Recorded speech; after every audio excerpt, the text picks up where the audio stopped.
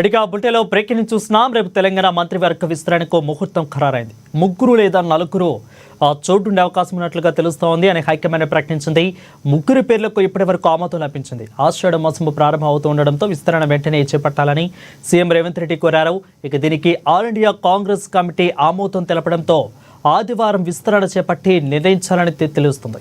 ఇక అన్ని అభివృద్ధి పనులు, కుల గణన, ఇక బీసీ రిజర్వేషన్లను పెద్దపీట వేస్తున్నట్లు కాంగ్రెస్ పార్టీ, అదేవిధంగా మంత్రివర్గ విస్తరణలను సామాజిక న్యాయాన్ని పాటించాలని నిర్ణయించినట్లు సమాచారం.